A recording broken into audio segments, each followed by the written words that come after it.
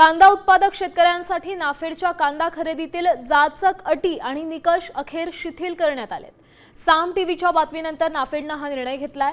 यानुसार आता 35 चा एक आवरण निघालेला 30% काजळी असलेला आणि 40% डाग असलेला कांदा खरेदी केला जाणार आहे। त्यामुळे शेतकऱ्यांना मोठा दिलासा मिळण्याची शक्यता आहे।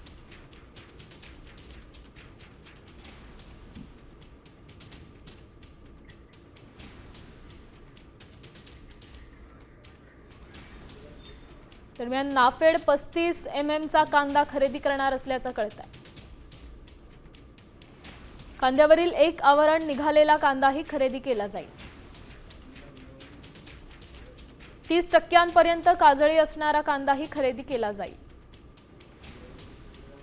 त्यासोबत उन्हामुळे 10% चटका लागलेला कांदाही खरेदी करण्यात येईल। 40% पृष्ठभागापर्यंत डाग किंवा रंग बदललेला कांदाही खरेदी केला जाईल। त्यामुळे शेतकऱ्यांना काहीसा दिलासा मिळाला आहे। या संदर्भातली अधिकची माहिती देत आहेत आपले प्रतिनिधी अभिजित सोनावणे। अभिजित, खरं तर ही शेतकऱ्यांसाठी आनंदाची आणि दिलासादायक बातमी म्हणावी लागेल। काय प्रतिक्रिया आहेत, काय भावना आहेत?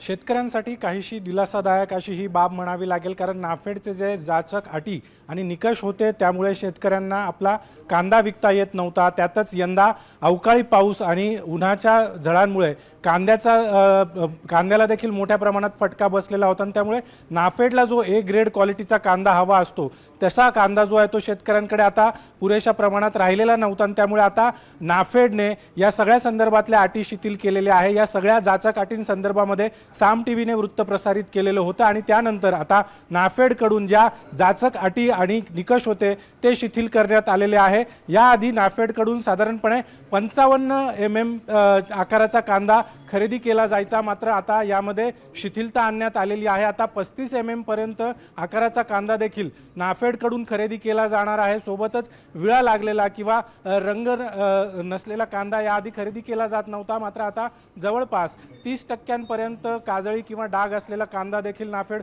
खरेदी करणार आहे। सोबतच आपण जर बघितलं तर ज्या जाचक अटींमुळे शेतकऱ्यांना आतापर्यंत कांदा नाफेडला विकता येत नव्हता त्यापैकी सगळ्याच अटी म्हणजे सिंगल स्किन कांदा म्हणजे एक आवरण निघालेला कांदा देखील आता नाफेडकडून खरेदी केला जाणार। धन्यवाद दिलेल्या या सविस्तर अपडेटसाठी। तर या जाचक अटी काही प्रमाणात शिथिल करण्यात आल्या, त्यामुळे शेतकऱ्यांना काहीसा दिलासा मिळाला आहे।